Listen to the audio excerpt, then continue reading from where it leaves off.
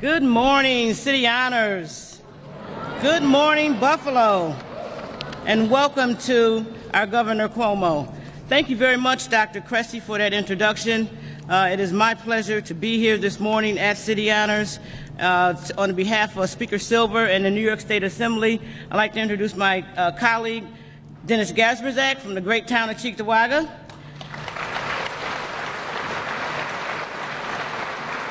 We're very happy that the governor has chose to come back to Buffalo. Every time he comes, he's always bringing great news. And we're particularly happy that he's come to City Honors. Since taking office, Governor Cuomo has been a true leader on progressive issues. This year, he advanced a bold and once again progressive agenda for New York State. And believe me, he has a lot of partners in the New York State Assembly to support him in that. In particular, the governor has laid out a groundbreaking 10-point agenda to improve the lives of 51% of the state's population, New York women.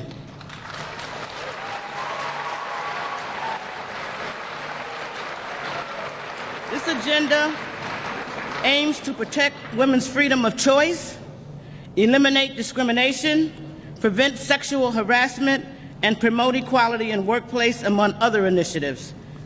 Those issues are particularly significant as we meet here today at City Honors, where many young women work hard to achieve their goals and will begin careers to achieve their dreams real soon.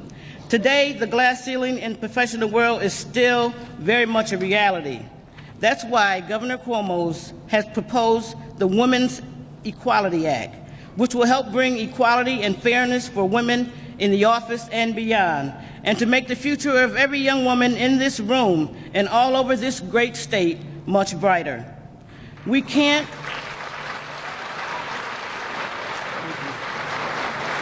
have equality without economic justice and fairness, and that is why Governor Cuomo is pushing to pass the minimum wage increase.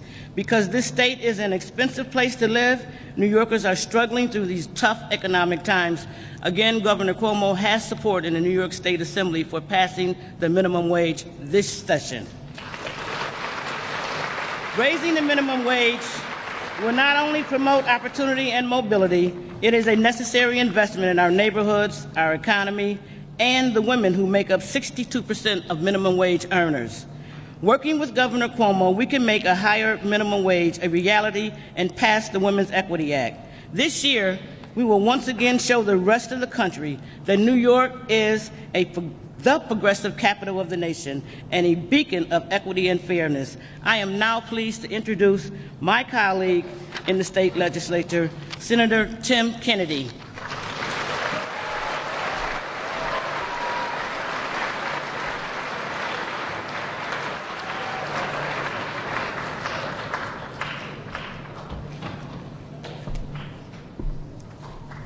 Good morning, City Honors. I said good morning, City Honors. Is everybody happy to have Governor Cuomo in the house today? All right. Isn't it great to have Governor Cuomo back? Well, on behalf of the 63rd State Senate District, I'd like to welcome back Governor Cuomo to Western New York.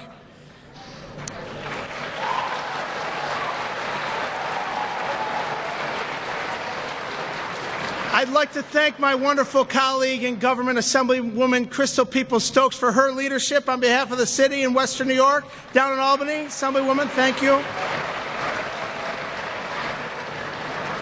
What a wonderful honor this is.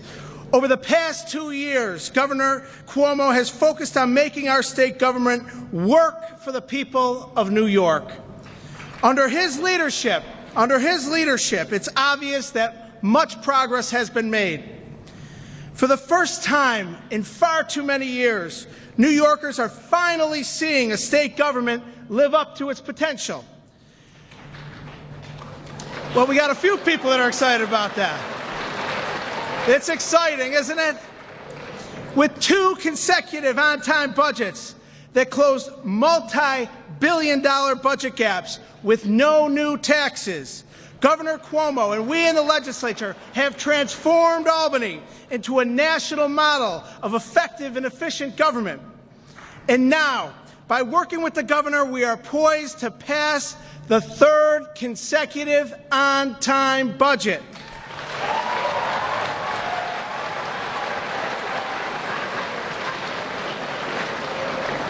In the last 2 years, we reformed the state tax code and reduced taxes for more than 4 million New Yorkers for the first time in 60 years. We also passed the first ever property tax cap so New York residents and businesses can afford to stay right here in New York State. And we're making it a priority to ensure that all students, like those here at City Honors in Buffalo, New York, and students across the state, have access to high-quality education so that our state and our children can compete in a global economy. This year's budget will eliminate a $1.3 billion budget gap with no new taxes or fees and hold the line on spending for the third year in a row. The budget gap for 2013-2014 was projected to be $17.4 billion. But thanks to Governor Cuomo, his overhaul of the budget process, and the fiscal responsibility he's shown over the last 2 years, we were able to bring that number down significantly. This governor has also invested more in Western New York than any other governor in recent memory, in recent history, through the regional councils, and a $1 billion commitment to Buffalo and Western New York. Isn't that something to be proud of?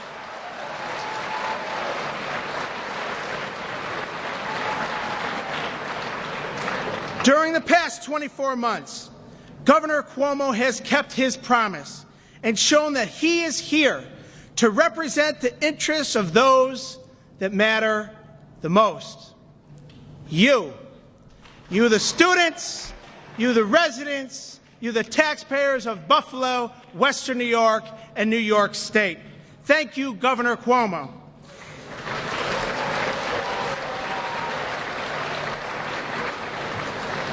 In a few minutes, we're going to hear from Governor Cuomo as he presents to us his vision on how to move Buffalo and New York State forward.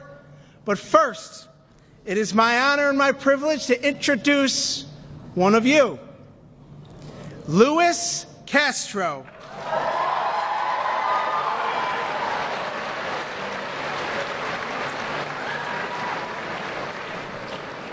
Louis is a junior here at City Honors, and one of the many reasons why Buffalo's future is very bright, and a reason why I believe Buffalo's best days are immediately in front of us. With that, how about a round of applause for Louis Castro?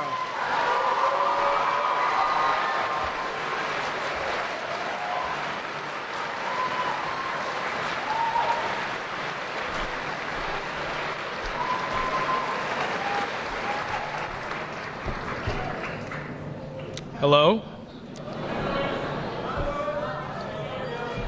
Thank you, Senator Kennedy, and welcome, Governor Cuomo, to City Honors. It is an honor to have you here, and I thank you for inviting me to speak today. My name is Louis Castro, and I am a junior here at City Honors.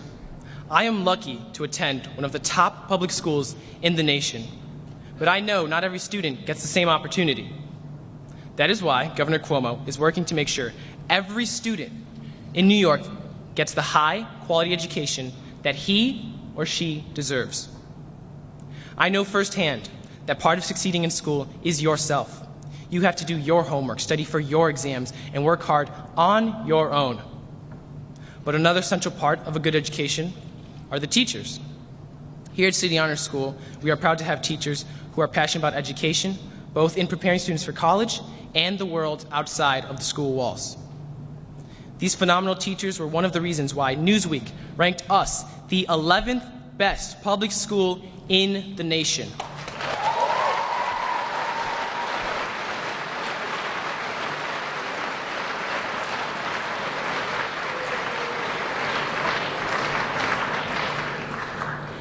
And on top of that, the best public school in New York State.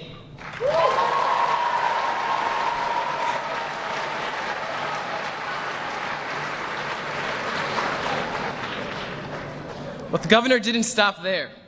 He's also put together the New York Education Reform Commission, which he charged with coming up with reforms to improve our educational system.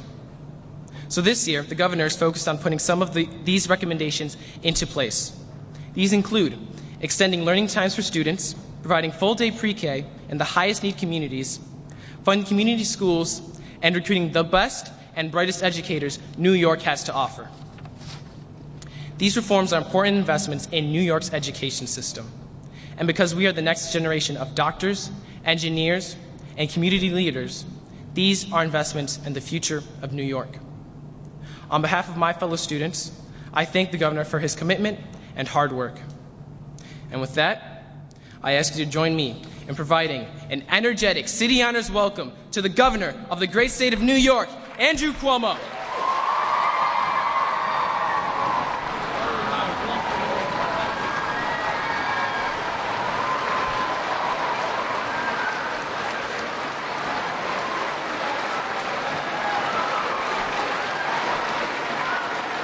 Thank you.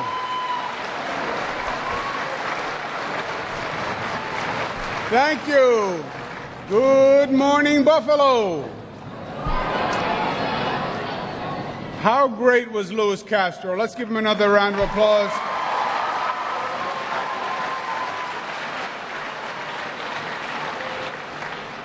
I think Louis has a little budding politician in him. Don't you think that? Louis said that Newsweek said that City Honors was number 11 in a national study, but I think Newsweek made a typographical error and typed the 1 twice. I think you're number 1 in the nation. That's what I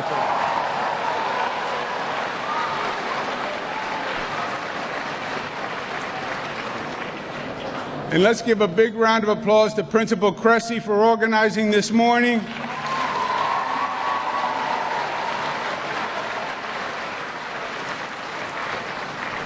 I will tell you what a good guy the principal is. He said that if you give me a really big round of applause at the end of this presentation, everyone here gets 5 extra points in their school class grade at the end of the year. Isn't that great? Give him a round of applause.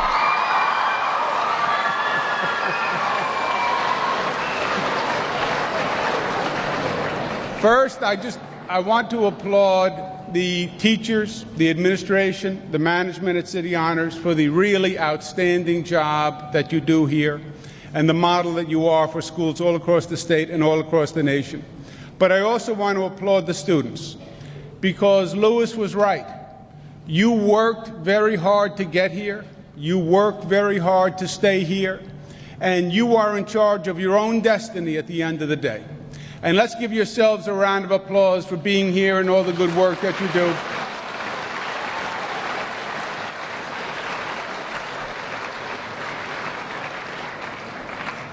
I also want to acknowledge the elected officials here. Your state senator, who's doing a great job, Tim Kennedy, who you heard from. Give him a round of applause.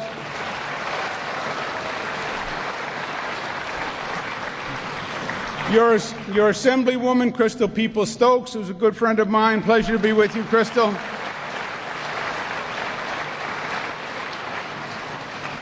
The county executive, who's in charge of the whole county, Mark Polenkars. Pleasure to be with you, Mark. District Attorney Frank Sedita, who keeps us all safe. Pleasure to be with you, Frank. And all the other honorary guests who are here and all the other honorary elected officials. Thank you for taking time to give us some time this morning.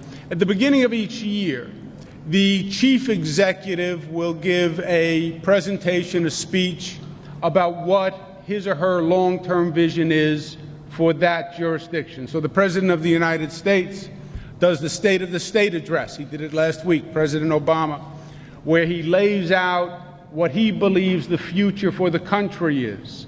A mayor will do it for the city, and a governor does it for the state in what's called the State of the State address. And traditionally, the State of the State address is done in Albany, and it is presented to the legislature, the Senate, and the Assembly. I do it a little differently because for me, my relationship is, the most important relationship for me is that I work for the people of the state. I was elected by the people, and that's the relationship that is important to me. So I give my presentation in Albany, but then I wanted to come here and give it to you today, and I'll give it all across the state, because I want you to hear my plans. I want you to hear what we're thinking. I want feedback from you. You tell me what makes sense, what doesn't make sense. And if you agree with it, then you get involved. You know, part of the beauty of democracy is it's dependent on people to get engaged. And government works best when you make your voice heard. It's not enough to point fingers and say, well, you should do this and they should do this.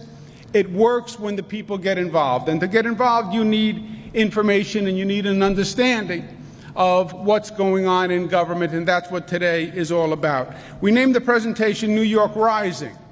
Why? Because New York has had issues and problems like a lot of states in the country. We've also had some crises lately, but we believe that New York is going to rise above the crises, and it's going to reach an even new height. Past few months, there's been a lot of news, a lot of events, good news, bad news. And let's start by just getting our bearings on where we are. I've been governor for about 2 years. 2 years ago, when I started, I got together with my colleagues in the legislature, and I said that we were at a crossroads in this state. And we were going to have to pick what direction we were going to follow, because we had big issues. We had parts of this state that have seen decades of decline, with businesses leaving and jobs leaving. And 2 years ago, we plotted a New York comeback. And we said the elements of our comeback are, number one, it's about attracting good jobs, because you need a job at the end of the future. You're working through your education, but then you have a career, and we want that career to be here in New York. It's a world-class education system, because the jobs and the businesses will go where they have the best talent. It's about a state that has fiscal integrity and discipline. And it's about a state that is a progressive capital of the nation, because you're lucky to live in New York. New York is not just one of the states. It's a special state. And it's a state that the other states have historically looked to for guidance on complex issues and social issues. After 2 years, it's fair to say that we are on our way. We have made great progress. There was a great governor of New York called Al Smith, who used to say, let's look at the record. Let's look at the facts. Over the past 2 years, the bureaucracy in the state government has changed, and we call it an entrepreneurial government. People said, well, that's an oxymoron. Those are opposites, those two words, entrepreneurial government. And we said it doesn't have to be. You can have a government that thinks and acts like an entrepreneur. You can have a government that is lean and mean and creative and wants to get things done. Gone is the political gridlock. You know what political gridlock is? Political gridlock is when the sides, the political parties in government fight with themselves rather than getting work done for the people. So Democrats fight with Republicans and they argue all day long and they don't get anything done. And government fails and the people suffer. We started 2 years ago and we got together and we said, look, we may be Democrats and we may be Republicans, but we are New Yorkers first. And we're going to act as New Yorkers and put the people's work first before the politics of politicians. And that's what's been working in Albany. And we now have a government that works for the people of the state once again. We've made great progress, but we have more to do. Nationally, the economy is not doing what it needs to be doing. Our mantle as a progressive capital is a work in progress. It's never really done. You're striving for justice, but you never really get there. And it's a process of finding where the injustice is and resolving the injustice. Upstate New York still needs help, especially economically. And all of our children are not being educated to the fullest. On top of that, Mother Nature has not been kind to us, and we've had storms and crises that have taken their toll. So what's the plan for this year? Our 1-2 punch in New York is about jobs and education. Economic development is the engine that pulls the train, getting businesses here. We started 2 years ago a campaign called the New York Open for Business campaign. That New York has a different attitude. We are no longer the tax capital of the nation. Why? Because businesses are more mobile, people are mobile. If New York is the tax capital of the country, you're not going to have the kind of economic future we need. Because businesses and people will leave. It is that simple and it's that clear. So rule one is we're going to pass a budget this year, and we're going to pass a budget that has no new taxes, period, because the people of this state are done in paying excessive taxes. We'll balance the budget, but we'll find the savings we need to balance the budget from within government savings. We're not going to raise taxes. That's our promise, and that's our pledge.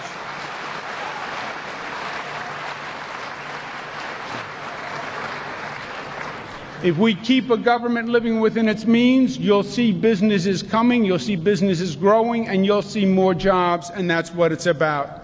Rule two is we're going to pass the budget on time, because Albany, for many years, did not get the budget done, and it became a symbol of the dysfunction. And we've now done the reverse for the past 2 years. Past 2 years, we've passed the budget on time by the April 1 deadline. We want to do it this year also, which would be 3 years in a row. Not since 1984 has the state had 3 budgets passed on time in a row, believe it or not, and that's what we're going to do this year.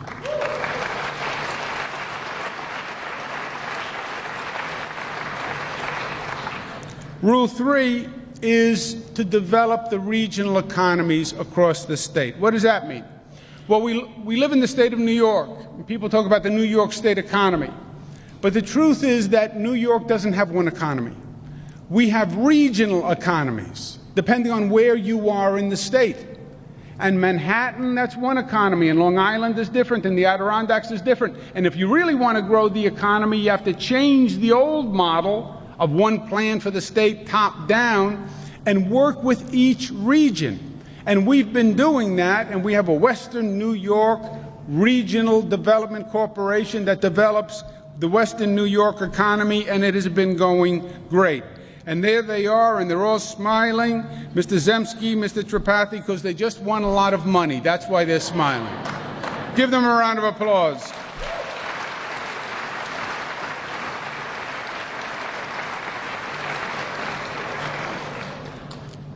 The economic challenge for this state, the challenge for us to grow jobs, is and will be, when you enter the job market, what's called tech transfer. The economies that are doing well are the economies that are commercializing the high-tech ideas that are coming out of academic institutions. The next cell phone, the next application, the next chip. And these ideas are coming from institutions of higher education. What's happening is we have the ideas, and we have the students, and we have the capacity, and we're birthing the ideas, but they're not staying here to become business. We come up with the idea, and then they move to California, they move to Texas, they move to Massachusetts, and that's where they're actually commercializing. That's what we have to change. We have to birth the idea and keep the idea here in New York as it becomes a business. We win when it comes to research dollars and R&D and the best schools in the country. They're all right here. But we're not getting what's called the venture capital, the commercialization money, and that's what has to change. We're going to start a program called Innovation Hotspots that we're going to put on top of the Regional Economic Development Councils. What's an innovation hotspot? A partnership between an institution of higher learning and private business, where we will have literally a geographic location, and it will be an incubator for these new startup businesses, and we will work with these new startup businesses. We'll give them the accountants, the lawyers, the support services. The state of New York will invest in them from a $50 million fund if they stay here, and there's only one caveat, that they stay and they grow in New York, and they hire people from New York, and they keep the jobs in New York, because we want those businesses here.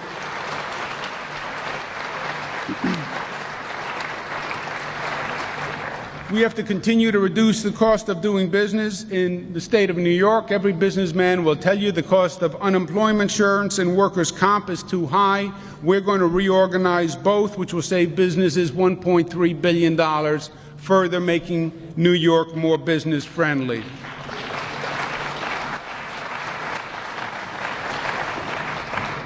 The person who wins in the economy is the state that has the workforce that is trained. Our current workforce training is from a different era. We have a generic training program for a manufacturing economy. We have to reimagine our community college system and the SUNY system and the CUNY system, because generic job training doesn't work anymore. We need a job linkage program that changes the way we do business. First, you have to identify the employer, then identify the job, then describe the skill set that's required for that job, and train a person for that specific job. And we have an opportunity, you should have voted, we have an opportunity because jobs are coming back to this country. What happened a few years ago is the corporations all moved overseas. Why? Because labor was cheaper overseas. People had lower hourly wages than we have in this country. So all the companies said, well, we're going to go overseas because we pay less for labor. You know what the corporations found out when they got overseas? They found out you get what you pay for. And they had cheap labor, they were paying cheap labor, and they were getting cheap labor. And the labor doesn't have the skills for the job, so now they're coming back.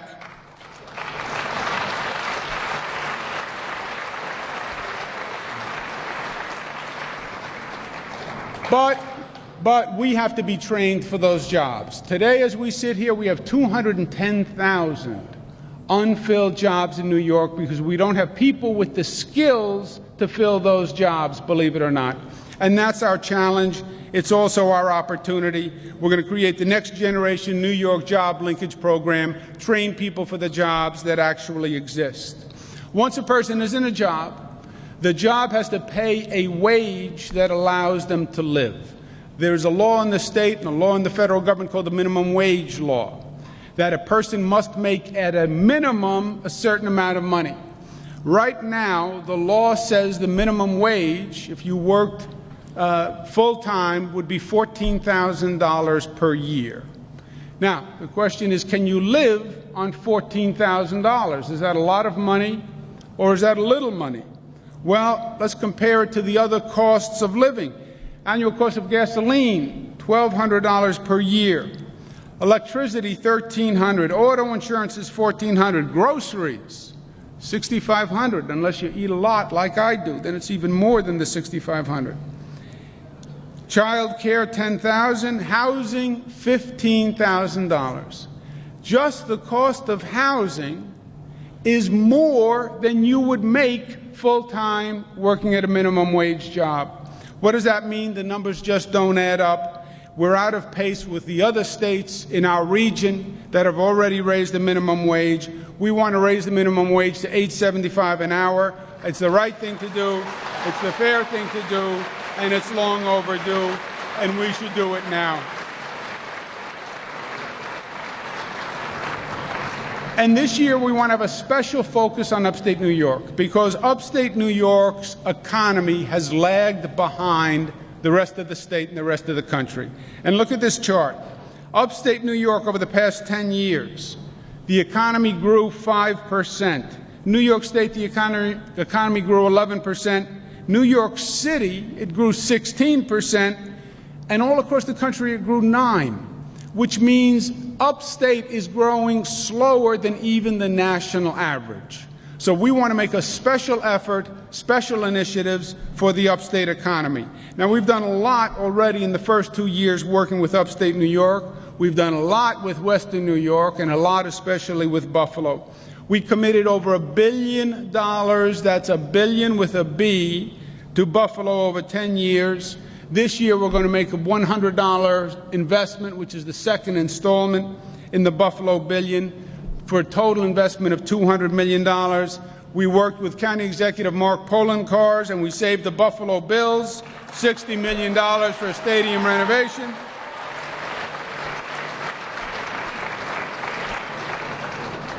But we must do even more.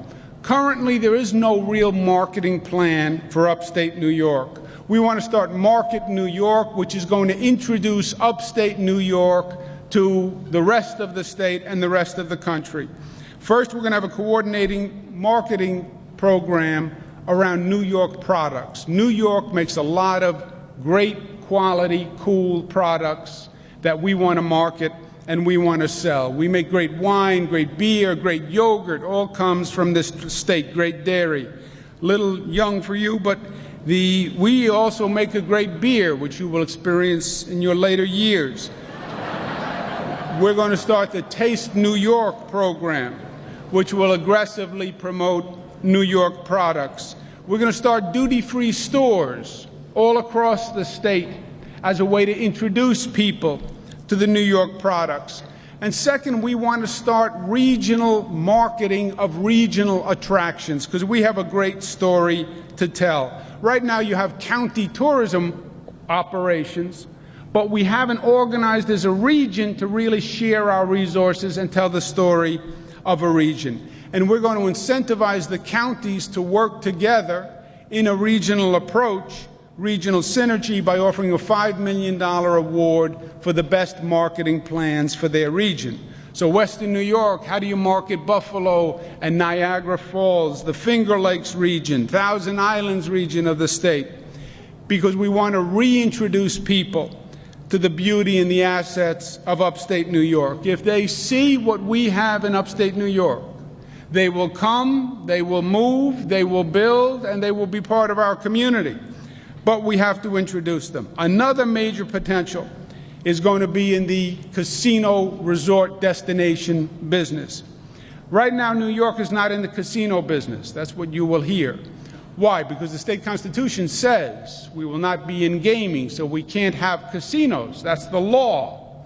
So what did government do a few years ago? They wanted to figure out a way to get around this law, so they started something called racinos. What's a racino?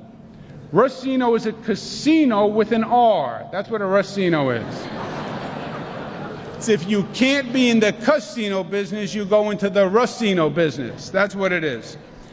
And we started being in the racino business, which are gambling establishments at racetracks. But really, only we call them racinos. They call themselves casinos, and they're already all over the state. There are over 17 casinos that are located as racinos or actual casinos on Indian land, like in Western New York. So we're basically in the casino business. We just haven't regulated it as well. We also have casinos all around the state that are competing for our gaming dollars, and our gaming dollars are going to other states. I want to do casino gaming plan. I want to use it as a magnet to get people from downstate New York to upstate New York. You have 8 million people in New York City. You have 50 million tourists every year to New York City. 50 million international tourists. I want to get those tourism dollars upstate. And one of the ways to do it is with casinos. There are no casinos in New York City. If we have casinos in upstate New York, I believe there'll be a magnet. I want to build 3 casinos, all in upstate New York, as phase 1 to see if we can generate tourism dollars in upstate New York. But I only want to do it if we have a non-political process that is passed by the state legislature. One of the other priorities for the state is education, as you know very well. And for our program for this year, we have 2 words for education, and the 2 words are more and better. U.S. Secretary Arnold Duncan, who's the top education official in the country, pointed out that this nation is falling behind in education. And one of the reasons is the other countries educate their students more than we do. Just more time than we spend educating students. You have to remember, our calendar for education, our current schedule where students have off in the summer. You know why students have off in the summer? Because when we did the calendar, we were an agrarian society. We were a farming society. And you needed children on the farm during the summer to tend the fields. And that's why we have off in the summer. Other countries, students are spending more time in the classroom, more learning time, and they're moving ahead. We firmly believe we need more education time. Well, how do you get more education time?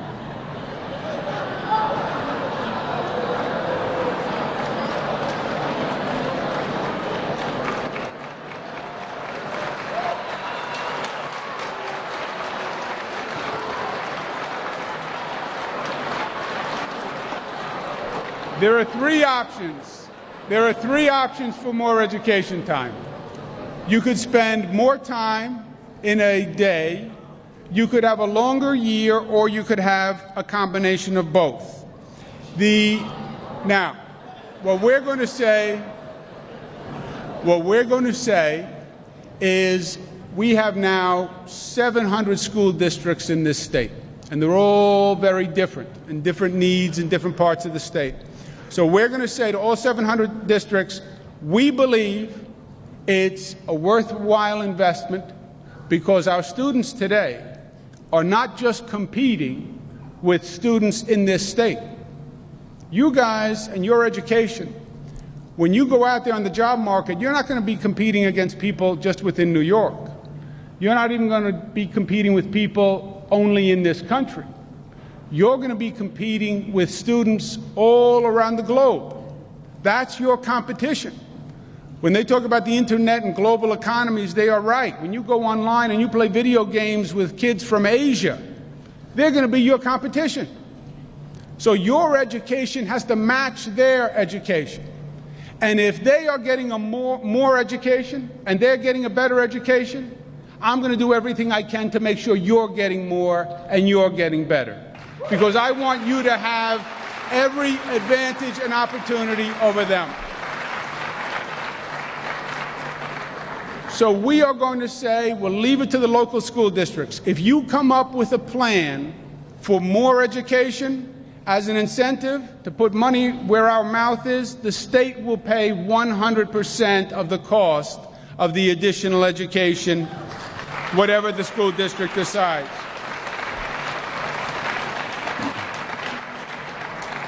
The same is also true for early education. Every study shows that the more early education, the better the student does.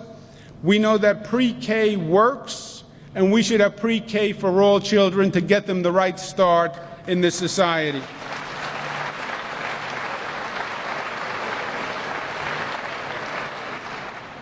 We also want to have the best higher education system on the globe, and that's investing in our SUNY system, which we started 2 years ago, which we want to continue to do. UB is a great example of a great, affordable, quality education, and let's give UB a round of applause.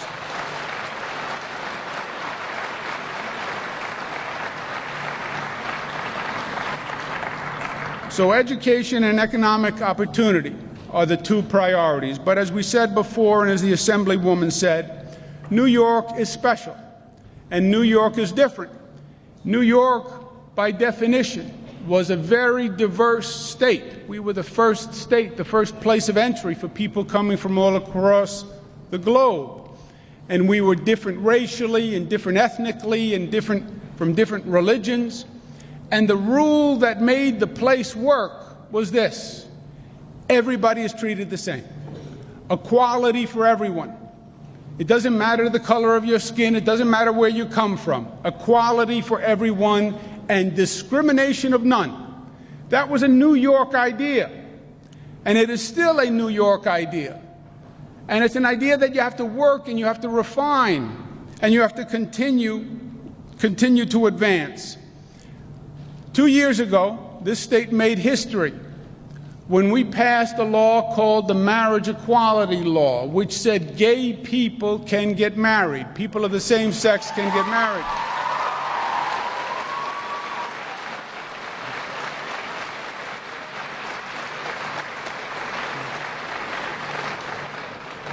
Why? Because we said it's wrong to discriminate against people based on their sexual orientation, and therefore it was wrong to prohibit them from getting married.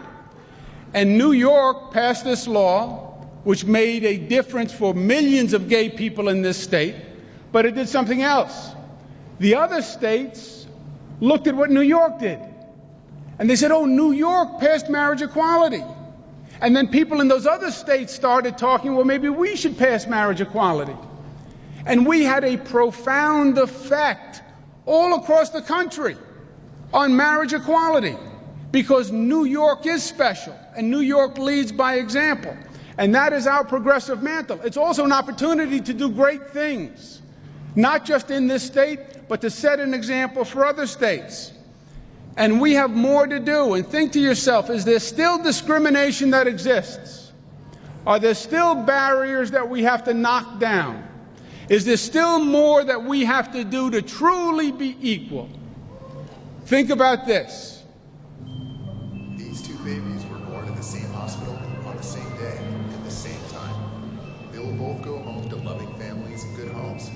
They will attend good schools, get the same grades, and earn the same degree. They will enter the same profession, but their lives will be much different. One will earn, on average, $11,000 less per year and $500,000 less over a lifetime. The other is 32 times more likely to become a CEO or serve on a corporate board. One is 5 times more likely to be sexually harassed or become a victim of domestic violence, and more than twice as likely to be a victim of housing or lending discrimination. One is twice as likely to become a single parent living in poverty, and twice as likely to live out old age in poverty. Why? Because one is a girl. It's not right. It's not fair. It's time for a Women's Equality Act.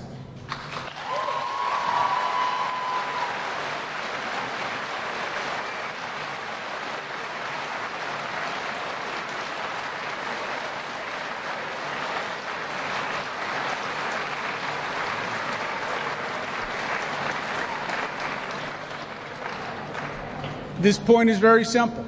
It says, when you really think about it and you really look, we do have barriers, we still do discriminate, and we discriminate against women in many ways in society. And if we want to be truly equal and we want to have the strongest society possible, let's end discrimination against women.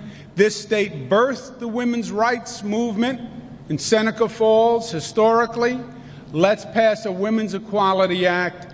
We have 10 points that says you can't discriminate against women, period. Not in jobs, not in housing. Right now, a woman makes 77 cents to a man's dollar. A woman will get paid less for doing effectively the same job as a man. That's wrong, and it has to end. And what the laws can do and what government can do is they can pass laws that really regulate how we treat one another. And this Women's Equality Act, 10 points that says no discrimination against women, period. This state should pass this Equality Act. It will equalize women in this state and will send a message, just like marriage equality, all across this country. No more discrimination against women, period.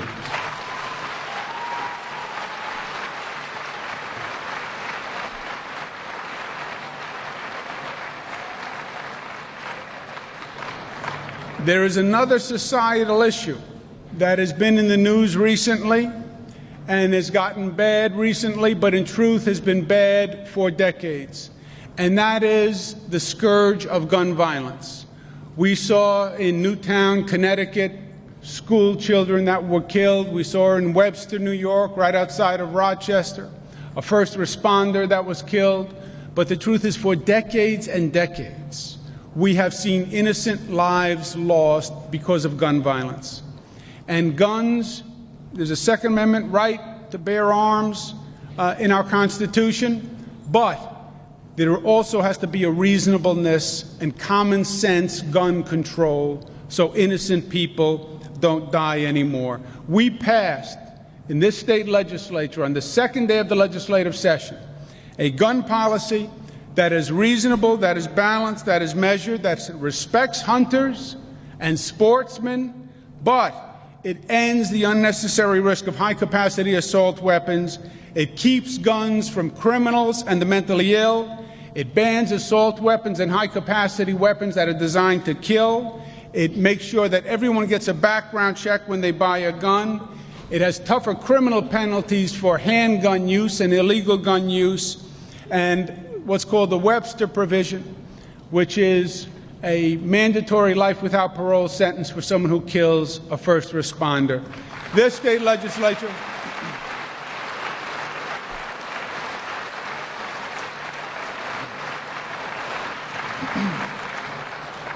and let me say this, you heard from Senator Kennedy and Assemblywoman Peoples-Stokes. We have Assemblyman Dennis Gaberzak here. This was a very tough vote for politicians to take. Why? Because the gun lobby, there are advocacy groups that protect gun owners. There's an advocacy group called the NRA, the National Rifle Association, that is very, very powerful. And this was a very courageous and gutsy vote for your politicians to take. It was the right thing, but it was the hard thing.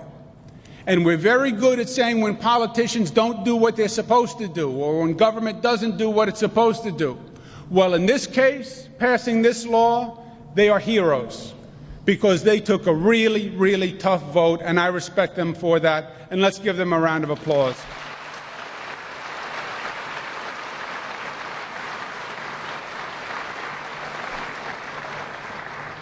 And last but not least, on top of everything we have to do this year, we had a little surprise last year, which was the difficulties caused by Mother Nature and storms that we had all across the state.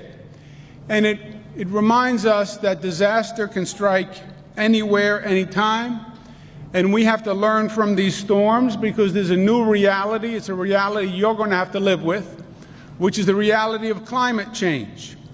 I have been governor for 2 years.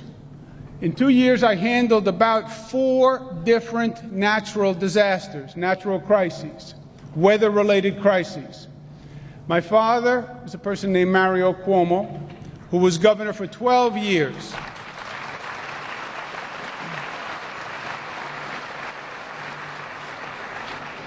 In 12 years, my father had no weather-related crises to deal with. 12 years. In 2 years, I've had 4. Climate change is happening.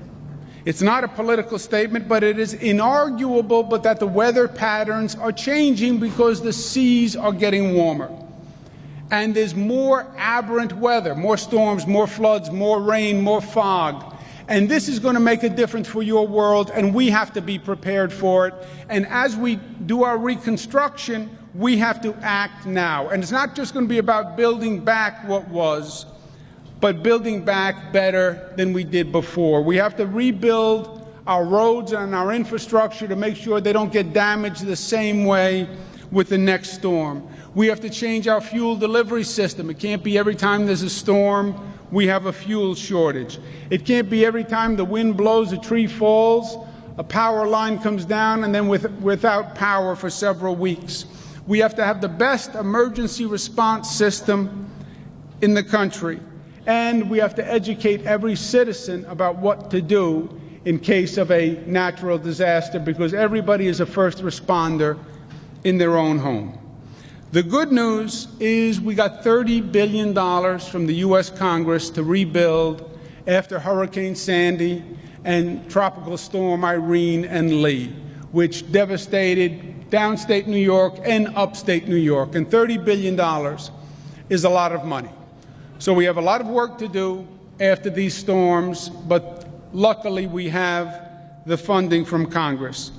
And the best news is that we are New Yorkers at the end of the day, and that New York is united in a way that it's never been before.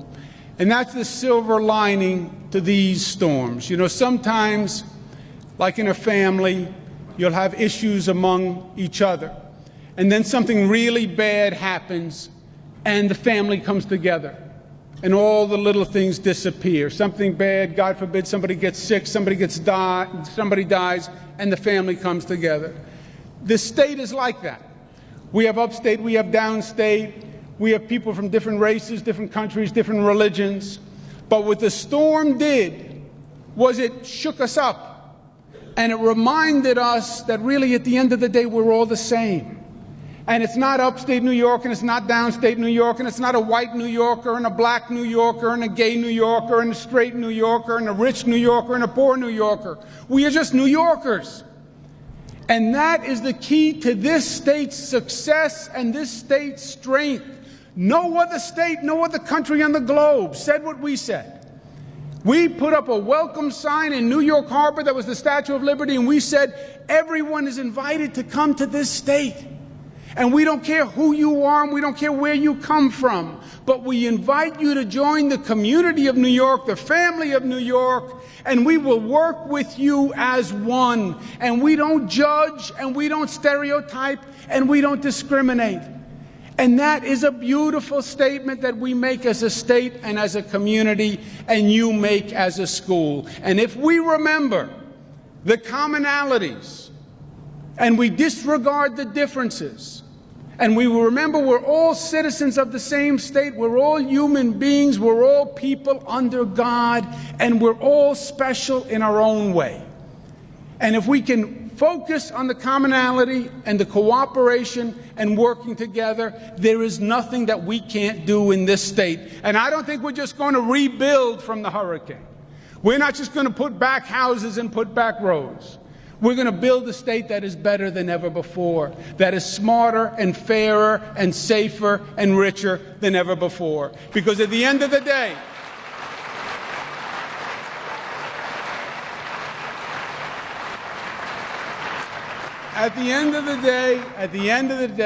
my obligation as a governor, as a parent, as a citizen, as a New Yorker, is to leave this place better than we found it. And is to leave this state a little bit better for you to inherit. And your obligation is going to be the same. When you're done and when you finish, to leave the state a little bit better for your children. I think this year you're going to see unparalleled progress in that regard. Thank you for having us.